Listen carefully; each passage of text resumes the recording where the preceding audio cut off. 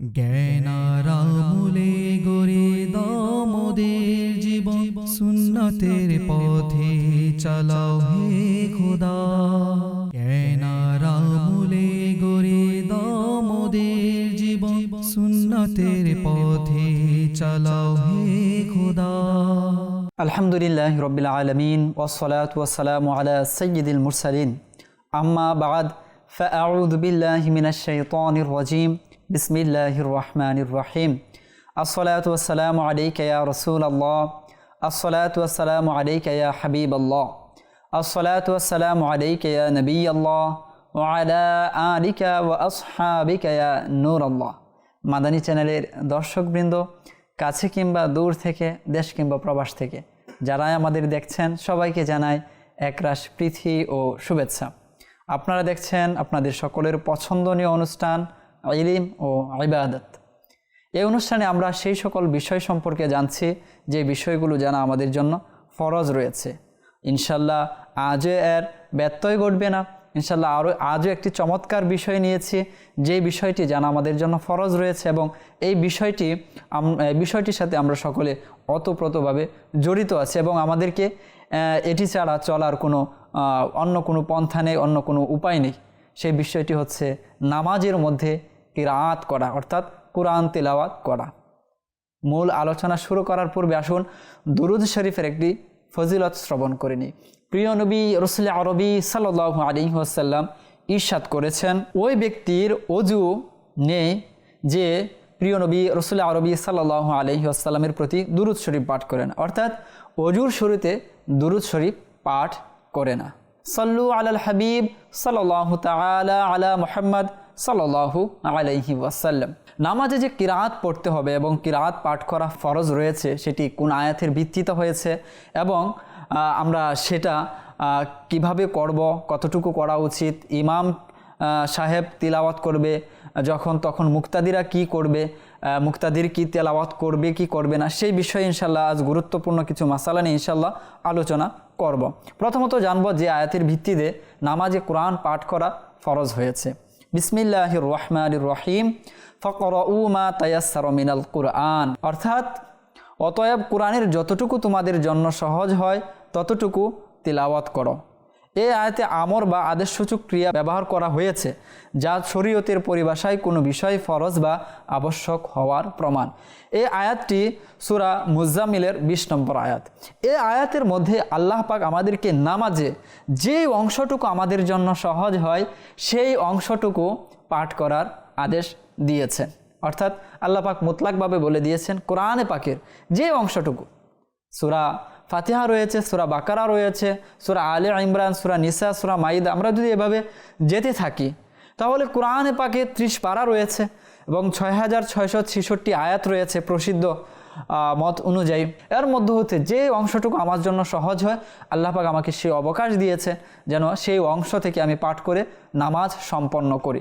তো এই আয়াতের মাধ্যমে বোঝা যাচ্ছে কোরআনে পাকের যে অংশে আমি তেলাওয়াত করব নামাজের মধ্যে, এর দ্বারা আমার ফরজ আদায় হয়ে যাবে, কেননা আল্লাহ পাক এটাকে মুতলাক রেখেছেন।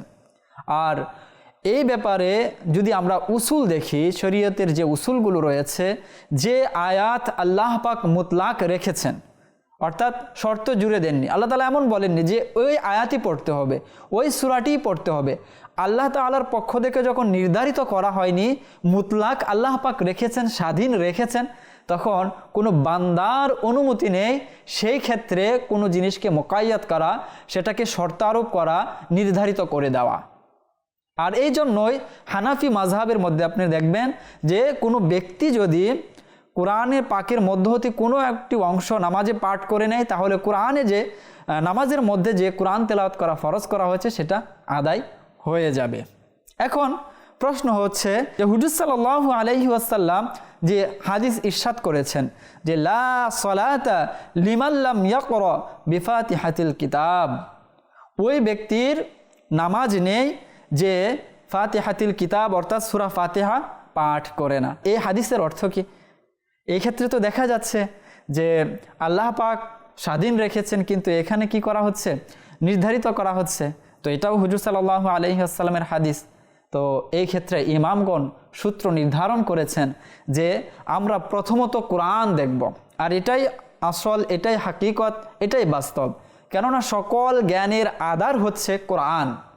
কোরআন যেভাবে বলেছে আমাদেরকে সেভাবে প্রথমে দেখতে হবে। এমনকি হুজুর সাল্লাল্লাহু আলাইহি ওয়াসাল্লাম আমাদেরকে এই আদেশে দিয়েছেন, যখন আমার বাণী তোমাদের কাছে পৌঁছাবে তখন সেটাকে কোরআনের সাথে মিলিয়ে দেখবে। যদি কোরআনের সাথে মিলে যায় তাহলে ঠিক আছে। তো হুজুর সাল্লাল্লাহু আলাইহি ওয়াসাল্লাম ইরশাদ করেছেন যে ফাতিহা কিতাব পড়বে না তার নামাজ হবে না। তো এই ক্ষেত্রে প্রথমত আমাদেরকে কোরআন দেখতে হবে। কোরআনে বলা হচ্ছে যে কোনো জায়গা থেকে পড়লে নামাজটা হয়ে যাবে। এখানে হুজুর সাল্লাল্লাহু আলাইহি ওয়াসাল্লাম বলেছেন যে ফাতিহাতুল কিতাব অর্থাৎ সূরা ফাতিহা আমাদেরকে পড়তে হবে। তো আলহামদুলিল্লাহ, এখানেই ইমাম আজম আবু হানিফা রাহমাতুল্লাহ তাআলা আলাইহি তার বিশেষত্ব। তিনি বলেন এই ধরনের বিষয় যখন আমাদের কাছে আসবে, যে যখন একটি আরেকটির সাথে সাংঘর্ষিক হচ্ছে, কোরআন স্বাধীন রেখেছে, হাদিসের মধ্যে আমরা দেখছি যে নির্ধারিত করছে। তো যদি তাদবিক সামঞ্জস্য করা সম্ভব হয় তাহলে আমরা সামঞ্জস্য আগে করব। তো ইমাম আজম আবু হানিফা রাহমাতুল্লাহ তাআলা আলাইহি সামঞ্জস্য করেছেন। তিনি কিভাবে করেছেন? তিনি বলেছেন যে যদি কেউ সূরা ফাতিহা পাঠ করে তাহলে তার ফরজিয়াত আদায় হয়ে যাবে। কেননা সূরা ফাতিহা কোরআন পাকেরই একটি অংশ, সেটি কোরআনেরই অংশ। তো আল্লাহ তাআলা বলেছেন মা তায়াসসারা মিনাল কোরআন, কোরআন থেকে যা তোমাদের সহজ হয় সেখান থেকে তোমরা পড়ে নাও। তাহলে যদি আমরা সূরা ফাতিহা পড়ে নেই তাহলে ফরজিয়াত আদায় হয়ে যাবে। এবং হুজুর সাল্লাল্লাহু আলাইহি ওয়াসাল্লাম যে ইরশাদ করেছেন যে ফাতিহাতুল কিতাব ব্যতীত নামাজ হবে না। তো এই জন্য ইমাম আজম আবু হানিফা রাহমাতুল্লাহ তাআলা আলাইহি নামাজের শুরুতে প্রথমেই তিনি বলেছেন যে ফাতিহা পাঠ করা হচ্ছে ওয়াজিব, এই হাদিসের ভিত্তিতে। তো একই সাথে আমাদের দুটোই আদায় হয়ে যাবে, ফরজও আদায় হয়ে যাবে এবং হুজুর সাল্লাল্লাহু আলাইহি ওয়াসাল্লাম যে ইরশাদ করেছেন যে নামাজ হবে না, তো সেটাও কি হয়ে যাবে, এই যে ওয়াজিব করা হয়েছে সেটাও আদায় হয়ে যাবে। আচ্ছা, এখানে আরও একটি বিষয় উলামায়ে কেরামগণ খুবই চমৎকার বলেছেন। এই যে হাদিসটি শুরুতে আমি বলেছিলাম দুরুদ শরীফের ব্যাপারে, যে লা উদুআ লিমান লাম ইউসাল্লি আলা নবী সাল্লাল্লাহু আলাইহি ওয়াসাল্লাম, ওই ব্যক্তির ওযুই হবে না যে ওযুর শুরুতে প্রিয় নবী রাসূল আরবি সাল্লাল্লাহু আলাইহি ওয়াসাল্লামের প্রতি দুরুদ শরীফ পাঠ করবে না। এখন আমরা যদি দেখি উলামায়ে কেরাম যারা আছেন তারা কি কেউ এভাবে বলেছেন, এটা বলেছেন যে আসলেই যে দুরুদ শরীফ পাঠ করবে না ওযুর শুরুতে তাহলে তার ওযু হবে না? না, এমনটা বলেননি। কেননা আল্লাহ পাক কুরআনে পাকের মধ্যে নির্ধারিত করে দিয়েছেন ওযুর ফরজ হচ্ছে 4টি, ওযুর ফরজ হচ্ছে 4টি। তাহলে এখানে যে বলা হচ্ছে লা উদুআ, এর অর্থ কি? এর অর্থ হচ্ছে লা উদুআ কামিলাতান, অর্থাৎ পরিপূর্ণ ওযু। অনুরূপভাবে এই যে হাদিস লা সালাতা লিমান লাম ইয়াকরা বিফাতিহাতিল কিতাব, যে ওই ব্যক্তির নামাজ নেই বা নামাজ হবে না যে ফাতিহাতুল কিতাব পড়েনি, এখানে উলামায়ে কেরামগণ এটাই বলেছেন লা সালাতান কামিলাতান, অর্থাৎ নামাজ পরিপূর্ণ যেভাবে হুজুর সাল্লাল্লাহু আলাইহি ওয়াসাল্লাম পড়েছেন সেভাবে হবে না। আশা করি আমাদের জন্য অনেকটাই সহজ হয়ে গিয়েছে।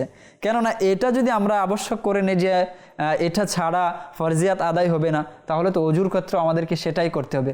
ওযুর ক্ষেত্রে উলামায়ে কেরামগণ যে সমাধান আমাদেরকে দিয়েছেন যে লা উদুআ, এর অর্থ হচ্ছে যে উদু আন কামিলান। এখানেও লাউ সালাতা এর সাথে একটি সিফাত মাহজুফ আছে, তা হচ্ছে কামিলাতান, লা সালাতান কামিলাতান, পরিপূর্ণ নামাজ। আশা করি আমাদের জন্য সহজে, এমন শরীয়তের অসংখ্য বিষয় রয়েছে যেখানে উলামায়ে কেরামগণ আমাদেরকে ব্যাখ্যা করে সহজভাবে বুঝিয়ে দিয়েছেন। যেমন আমরা যদি দেখি যে কুল্লু বিদআতিন দলালাতুন, যে প্রত্যেক বিদআত হচ্ছে গুমরাহ, কিন্তু উলামায়ে কেরামগণ বলেন বিদআতের পরে আরেকটি সিফত রয়েছে যেটি মাহজুফ রয়েছে, সেটা হচ্ছে বিদআতিন সাইয়্যাতিন। এই শব্দটা ওখানে মাহজুফ আছে, কেননা সকল বিদআত যদি দলালা হতো, পথভ্রষ্ট হতো, তাহলে হুজুর সাল্লাল্লাহু আলাইহি ওয়াসাল্লামের ওই হাদিস যেখানে হুজুর সাল্লাল্লাহু আলাইহি ওয়াসাল্লাম ইরশাদ করেছেন মান সান্না ফিল ইসলামি সুন্নাতান হাসানাতান, যে ইসলামের মধ্যে নতুন কোনো কিছু আবিষ্কার করবে, তাহলে এই হাদিসের অর্থ কি হবে? নতুন কিছু মানে তো বিদআত। তো এই জন্য উলামায়ে কেরামগণ বলেন যে কোনো কোনো হাদিসের অর্থের পরে সিফত মাহজুফ থাকে, সেটা আমাদেরকে বুঝে নিতে হবে। আল্লাহ পাক আমাদেরকে বোঝার তৌফিক দান করুন। এছাড়াও হুজুর সাল্লাল্লাহু আলাইহি ওয়াসাল্লাম যখন নামাজ শিক্ষা দিয়েছেন সেখানে কিরাত হিসাবে প্রথমত সূরা ফাতিহা পড়েছেন, অতঃপর আমাদেরকে শিক্ষা দিয়েছেন সূরা ফাতিহার সাথে যেন আমরা আরও কিছু তেলাওয়াত করি। যেমনটা ইরশাদ করা হয়েছে এক ব্যক্তি ভুলভাবে নামাজ পড়ছিল, তখন নবী করিম সাল্লাল্লাহু আলাইহি ওয়াসাল্লাম তাকে নামাজ শেখাতে গিয়ে বলেছিলেন, অতঃপর কোরআনের যা তোমার পক্ষে সহজ হয় তা পাঠ করো। অর্থাৎ যখন তুমি নামাজ পড়েছ, এখন নামাজে দাঁড়িয়ে গেছো, নামাজের যেখান থেকে তোমার জন্য সহজ হয় তুমি সেখান থেকে পাঠ করো। এটাও অনেক সময় আমরা শুনতে পাই যে সূরা ফাতিহা নাকি কোরআনের অংশ নয়। মাআযাল্লাহ, এটা একটি ভুল ধারণা, এটা ভুল কনসেপ্ট, এটি ভুল বিশ্বাস। কেননা আমরা সকলেই জানি যে কোরআনের কোনো একটি আয়াতকে, কোনো একটি অংশকে যদি অস্বীকার করা হয় তাহলে ঈমান থাকবে না। কেননা আমরা তো ঈমানই এসেছি আমানতু বিল্লাহি ওয়া মালাইকাতিহি ওয়া কুতুবিহি ওয়া রুসুলিহি, যে আমরা আল্লাহ তাআলার উপর ঈমান এনেছি এবং তার কিতাবগুলোর উপর ঈমান এনেছি।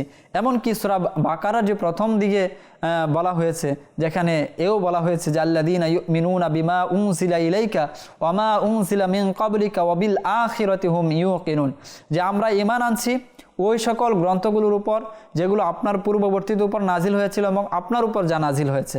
তো হুজুর সাল্লাল্লাহু আলাইহি ওয়াসাল্লামের উপর যা নাজিল হয়েছে সেটা হচ্ছে কোরআন, আর কোরআনের একটি অংশ হচ্ছে সূরা ফাতিহা।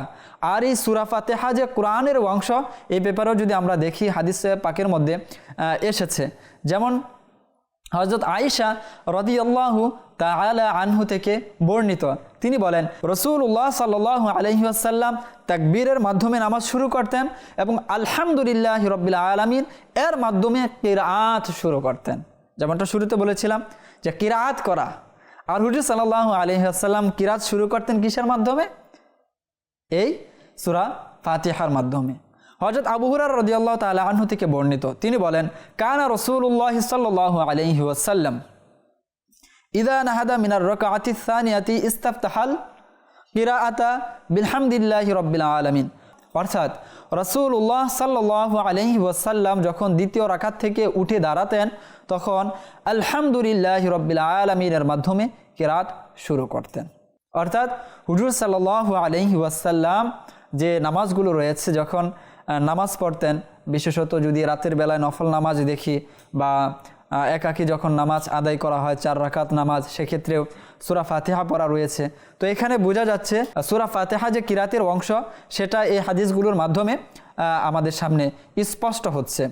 এছাড়াও হাদিসে পাকের মধ্যে এসেছে হযরত আনাস রাদিয়াল্লাহু তাআলা আনহু থেকে বর্ণিত, তিনি বলেন কানা রাসূলুল্লাহ সাল্লাল্লাহু আলাইহি ওয়াসাল্লাম ওয়া আবু বকর ওয়া উমর ইস্তাফতিহুনাল কিরাআতা বিলহামদুলিল্লাহি রাব্বিল আলামিন।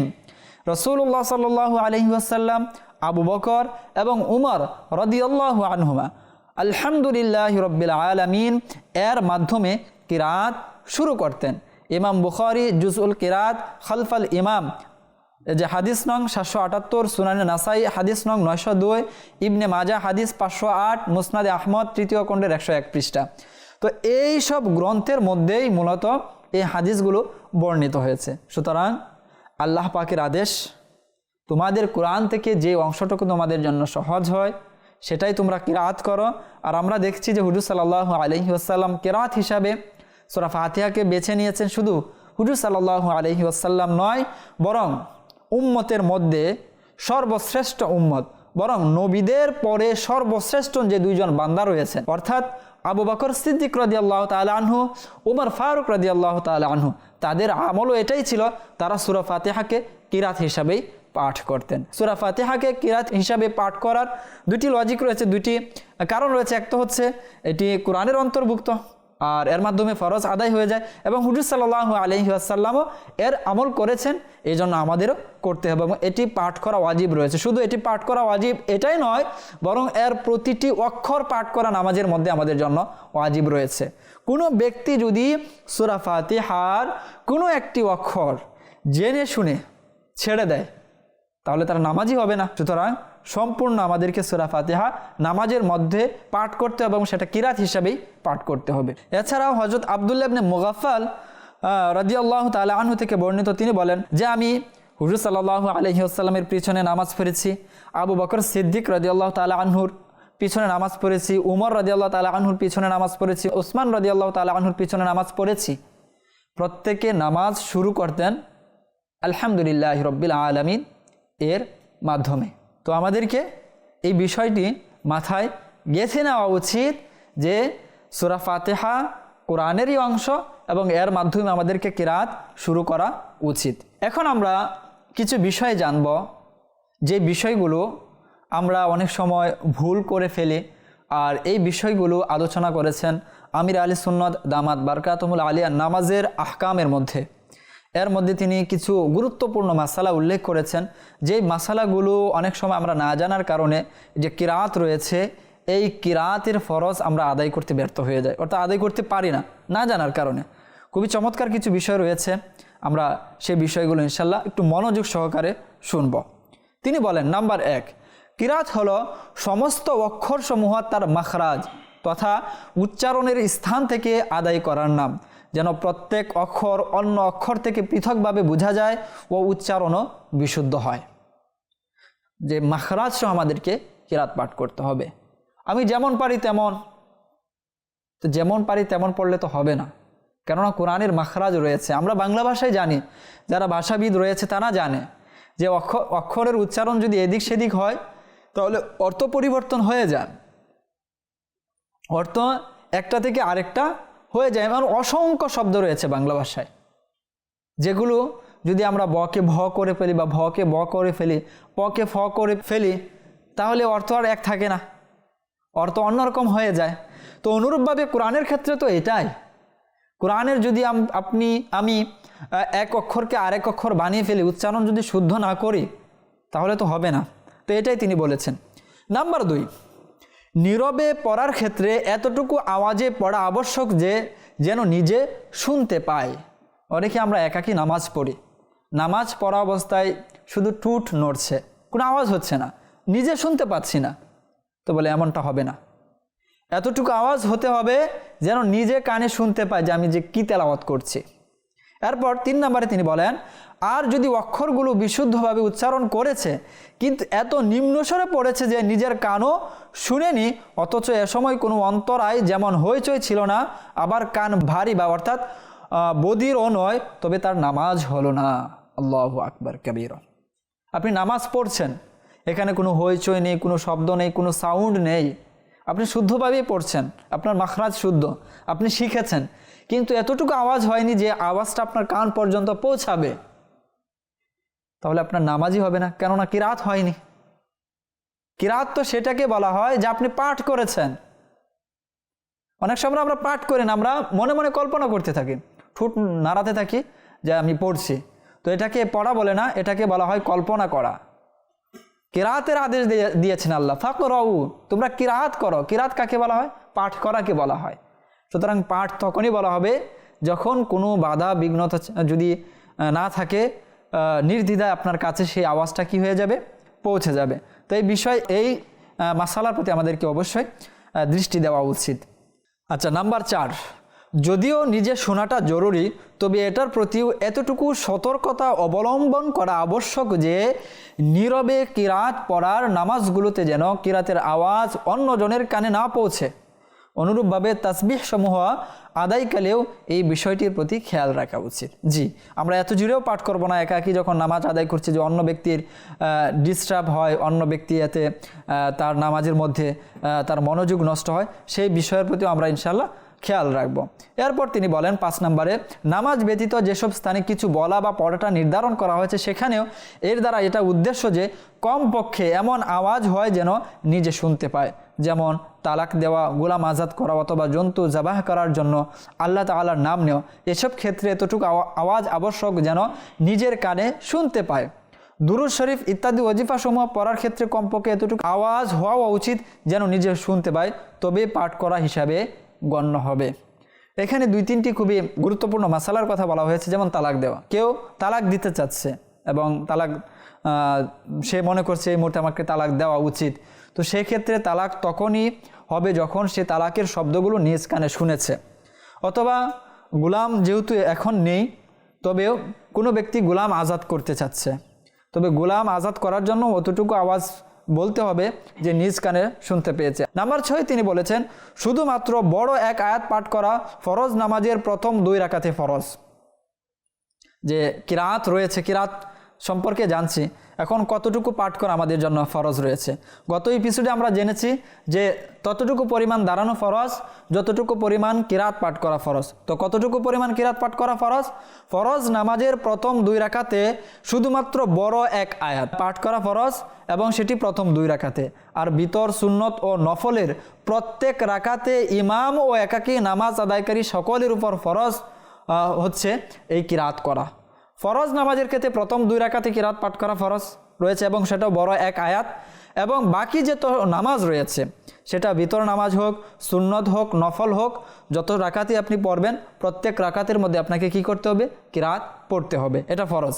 নাম্বার 7, মুক্তাদির জন্য নামাজে কিরাত পড়া জায়েজ নেই, না সূরা ফাতিহা, না অন্য আয়াত, না নীরবে কিরাতের নামাজে, না উঁচু আওয়াজের কিরাতের নামাজে। ইমামের কিরাতই মুক্তাদির জন্য যথেষ্ট। আমরা যখন সম্মিলিতভাবে নামাজ আদায় করব, এরকম অসংখ্য মানুষ রয়েছে যারা সঠিকভাবে কিরাতই আদায় করতে পারে না। এখন কিরাতই যদি সহি শুদ্ধ না হয় তো ওই ব্যক্তির নামাজ কি হবে? তবে ইসলাম এক্ষেত্রেও একটি সহজ বিধান আমাদেরকে দিয়েছে। যদি আমরা নামাজ জামাতের সাথে আদায় করতে সক্ষম হয়ে যায় আর ইমামের সাথে পড়ি, তো হুজুর সাল্লাল্লাহু আলাইহি ওয়াসাল্লাম বলেছেন ইমামের কিরাতই মুক্তাদির কিরাত। সুতরাং আমার কিরাত যদি সহি শুদ্ধ নাও হয় এক্ষেত্রে, তাহলে এই ক্ষেত্রে ইসলাম আমাদের জন্য একটু সহজ রেখেছে যে ইমামের উসিলায় আমার কিরাতটা আদায় হয়ে যাবে বা আমার নামাজটা হয়ে যাবে।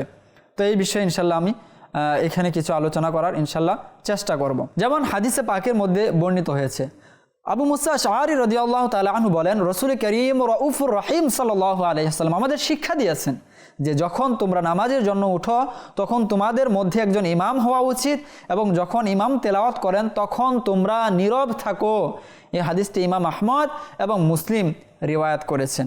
আচ্ছা, এর কারণ কি রয়েছে যে নীরব কেন থাকতে হবে? এই ব্যাপারে উলামায়ে কেরামগণ খুবই চমৎকার দলিল দিয়েছেন এবং কোরআন থেকে দলিল দিয়েছেন। যে এই হাদিস থেকে জানা যায় যে নামাজে কোরআন পাঠ করা ইমামের অধিকার এবং মুক্তাদি চুপ করে শুনবে। এটি কোরআন মাজিদের ব্যাখ্যা হিসাবে গণ্য। আল্লাহ তাআলা ইরশাদ করেছেন, ইদা কুরআল কুরআনু ফাসতামিউ লাহু ওয়া আনসিতু লাআল্লাকুম তুরহামুন। অর্থাৎ আর যখন কোরআন পাঠ করা হয় তখন সেটি মনোযোগ দিয়ে শোনো এবং নীরব থাকো যাতে তোমাদের উপর রহমত নাজিল হয়। এই আয়াতের মধ্যে এটি উল্লেখ করা হয়নি যে কে আসলে তিলাওয়াত করবে, কিন্তু উল্লেখিত যে হাদিস মাত্র যেটা বলা হয়েছে এখানে স্পষ্ট করে দেওয়া হয়েছে যে পাঠক হলেন ইমাম। যে ওয়াইদা কুরিয়াল কোরআন, যখন কোরআন তিলাওয়াত করা হবে তো কোরআন তিলাওয়াত কে করবে? তো হুজুর সাল্লাল্লাহু আলাইহি ওয়াসাল্লাম এটা ব্যাখ্যা করেছেন ওই হাদিসে যে তোমাদের মধ্যে একজন ইমাম হবে, সে তিলাওয়াত করবে আর তোমরা মনোযোগ দিয়ে শুনবে। তো তিলাওয়াতকারী হবে ইমাম সাহেব। যখন ইমাম কোরআন পাঠ করেন তখন মুক্তাদি নীরবে থাকবে। অতএব মুক্তাদি ফাতিহা খলফুল ইমাম পড়বে না, অর্থাৎ ইমামের পিছনে সূরা ফাতিহা পড়া যাবে না। এটি হচ্ছে সঠিক নিয়ম। হযরত সাইয়েদুনা আবু হুরায়রা রাদিয়াল্লাহু তাআলা আনহু এই হাদিস বর্ণনা করেছেন। তিনি বলেন, রাসূল করিম সাল্লাল্লাহু আলাইহি ওয়াসাল্লাম ইরশাদ করেছেন, ইমামকে শুধু এই জন্য স্থাপন করা হয়েছে যে তার অনুসরণ করা হবে। যখন সে তাকবীর বলে তখন তোমরা তাকবীর বলো, যখন সে পড়বে তখন তোমরা নীরব থাকো। এই হাদিসটি আবু দাউদ, ইবনে মাজাহ, নাসাই ও অন্যান্য কিতাবেও বর্ণিত আছে। এই হাদিসটি সহিহ, ইমাম মুসলিমও এটিকে সহিহ বলেছেন। এছাড়াও হাদিসে পাকের মধ্যে এসেছে হযরত সাইয়েদুনা জাবির রাদিয়াল্লাহু তাআলা আনহু থেকে বর্ণিত যে রাসূল করিম সাল্লাল্লাহু আলাইহি ওয়াসাল্লাম ইরশাদ করেছেন, যার জন্য ইমাম রয়েছে ইমামের কিরাতই তার কিরাত হিসাবে গণ্য হবে। আর ইমামের কিরাত হলো মুক্তাদির কিরাত। মুক্তাদির জন্য কোরআন থেকে কিছু পাঠ করা উচিত নয়। এই হাদিসটি সহিহ, কারণ এর সব বর্ণনাকারী বিশ্বস্ত রয়েছে। সর্বশেষ একটি বিষয় নিয়ে আলোচনা করব যে সূরা ফাতিহা যখন পাঠ করা হবে তখন আমি নাচতে বলবো না জুড়ে বলবো, এই ব্যাপারে হাদিসে পাকের মধ্যে কি এসেছে আসুন আমরা জেনে নেই। হযরত সাইয়েদুনা আবু হুরায়রা রাদিয়াল্লাহু তাআলা আনহু থেকে বর্ণিত, রাসূল করিম রাউফুর রহিম সাল্লাল্লাহু আলাইহি ওয়াসাল্লাম ইরশাদ করেছেন, যখন ইমাম গায়রিল মাগদুবি আলাইহিম ওয়ালাদ-দাল্লিন বলেন তখন তোমরা আমিন বলবে, কারণ যার আমিন ফেরেশতাদের আমিনের সাথে মিল হয়ে যায় তার পূর্বের গুনাহসমূহ ক্ষমা করে দেওয়া হয়। এই হাদিসটি ইমাম বুখারী রাহমাতুল্লাহ তাআলা আলাইহি বর্ণনা করেছেন। যে হাদিস থেকে বোঝা যায় যে আমিন নিম্ন স্বরে বলা উচিত, কারণ যদি এটি উচ্চস্বরে বলার হুকুম হতো তাহলে নবী করিম সাল্লাল্লাহু আলাইহি ওয়াসাল্লাম যখন ইমাম ওয়ালাদ-দাল্লিন বলবে তোমরা আমিন বলবে এই কথা না ইরশাদ করে বরং এটা ইরশাদ করতেন, যখন ইমাম উচ্চস্বরে আমিন বলবে তোমরাও আমিন বলবে। যদি ইমাম উচ্চস্বরে আমিন বলতো তাহলে এটা তো মুক্তাদি যারা আছে তারা শুনে তার কথার সাথে মিলিয়ে উচ্চস্বরে আমিন বলে দিতে পারত। এই কথার মাধ্যমে আমরা ক্লিয়ার হতে পারি যে এখানে ওয়ালা দলিন দ্বারা বোঝানো হয়েছে সূরা ফাতিহা শেষ করে ইমাম উচ্চস্বরে আমিন বলবে না, কারণ এটাই বলেছেন যখন ইমাম ওয়ালা দলিন বলবে, তো ওয়ালা দলিন বলবে তো ইমাম তো এরপরে আমিন বলবে, তো ইমাম আমিন বলবে তখন আমরা আমিন বলবো, তো বলে না, ইমাম তো আমিন উচ্চস্বরে বলবে না, সে আস্তে বলবে, তখন তোমরা ইমান ওয়ালাদ দল্লিন বললে তোমরাও আমিন বলে নেবে। তাই ইমামের ওয়ালাদ দল্লিন বললে তোমরা নিজ দায়িত্বে আমিন বলবে। আল্লাহু আকবার কাবীর। এটা আরও স্পষ্ট এর মাধ্যমে আমরা হতে পারি যে হুজুর সাল্লাল্লাহু আলাইহি ওয়াসাল্লাম ফরজ নামাজ সর্বদা সাহাবায়ে কিরামকে সাথে নিয়ে জামাতের সাথে আদায় করেছেন। যদি হুজুর সাল্লাল্লাহু আলাইহি ওয়াসাল্লাম সূরা ফাতিহার পর উচ্চস্বরে আমিন বলতেন, তবে আলাদাভাবে আমিন বলার বিষয়টি বলার প্রয়োজনই হতো না। সাহাবায়ে কিরামের মাঝে তাই এমনিতেই প্রচলন থাকতো যেভাবে নামাজের অন্যান্য বিষয়গুলো প্রচলিত। আশা করি আমাদের বুঝে চলে আসছে। এখানে হুজুর সাল্লাল্লাহু আলাইহি ওয়াসাল্লাম এক্সট্রাভাবে আমিন বলাটা আমাদের শিক্ষা দিয়েছেন। কেন? এক তো হচ্ছে ইমাম ওয়ালা দল্লিন বলে আমিনটা জুড়ে বলবে না, যদি জুড়ে বলতো তাহলে তো আর এক্সট্রাভাবে বলারই কোনো প্রয়োজন ছিল না। দ্বিতীয়ত হচ্ছে নামাজের অন্যান্য যে বিষয়গুলো রয়েছে সেই বিষয়গুলো সাহাবায়ে কেরাম হুজুর সাল্লাল্লাহু আলাইহি ওয়াসাল্লামকে যেভাবে করতে দেখেছেন সেভাবে দেখে দেখে এবং শুনে শুনে মুখস্থ করে নিয়েছেন। যদি হুজুর সাল্লাল্লাহু আলাইহি ওয়াসাল্লাম আমিন জুড়েই বলতেন তাহলে তো আর সাহাবায়ে কেরামকে আলাদাভাবে এই বিষয়টি বলার প্রয়োজন হতো না। তো এর দ্বারাই বোঝা যাচ্ছে যে আমিন তখনও হুজুর সাল্লাল্লাহু আলাইহি ওয়াসাল্লামের যুগেও আসতেই পড়া হতো এবং সাহাবায়ে কেরামও কি করেছেন? আসতে পড়েছেন। এই ব্যাপারে দীর্ঘ অনেক আলোচনা রয়েছে, অনেক হাদিস রয়েছে, সবগুলো বলাও সম্ভব নয়। এমনকি হুজুর সাল্লাল্লাহু আলাইহি ওয়াসাল্লাম এক জায়গায় এও বলেছেন যে যখন ইমাম আমিন বলবে তখন তোমরা আমিন বলবে। তো এখানে ওই বিষয়টি যে আমিন বলবে এটা হুজুর সাল্লাল্লাহু আলাইহি ওয়াসাল্লাম বলে আমাদেরকে শিক্ষা দিচ্ছেন। ইমাম ওয়ালা দল্লিনের পর আমিন বলবে, কিন্তু তোমরা কি করবে? তখন নিজ দায়িত্বে আমিনটা বলে নেবে। তো আল্লাহ পাক আমাদেরকে বোঝার তৌফিক দান করুন। আর আজ আমরা যে বিষয়গুলো জানলাম সেটা হচ্ছে প্রথমত কিরাত আমাদেরকে পাঠ করতে হবে এবং কিরাত আমাদেরকে মাখরাজ সহকারে পাঠ করতে হবে। অনেক সময় দেখা যায় তা, ত, জাল, জা, ওয়া এই বিষয়গুলো আমরা আলাদা করতে পারি না। তো এই বিষয়গুলো যদি আমরা আলাদা না করি, যাকে জ পড়ে দেয়, যেমন সুবহান রাব্বিয়াল আযীম, এখানে ও আছে, এখন কেউ যদি এটাকে আজিম বলে দেয় তাহলে তার নামাজই নষ্ট হয়ে যাবে। তো এই জন্য আমির আহলে সুন্নাত বলেন যদি আযীম কারো পড়তে কষ্ট হয় তাহলে সে সুবহান রাব্বিয়াল কারীম এটা পড়বে। তো আমাদেরকে আল্লাহ পাক মাখরাজের সাথে সহি শুদ্ধভাবে নামাজের কিরাত পাঠ করার তৌফিক দান করুন এবং হুজুর সাল্লাল্লাহু আলাইহি ওয়াসাল্লাম যেভাবে যে কাজ করেছেন সেইভাবে সেই অনুযায়ী আমাদেরকে করার তৌফিক দান করুন। আজ এই পর্যন্তই। আগামী অনুষ্ঠান দেখার আমন্ত্রণ জানিয়ে শেষ করছি। ভালো থাকবেন, সুস্থ থাকবেন, মাদানী চ্যানেলের সাথে থাকবেন। সল্লু আলাল হাবিব সাল্লাল্লাহু তাআলা আলা মুহাম্মদ সাল্লাল্লাহু আলাইহি ওয়াসাল্লাম।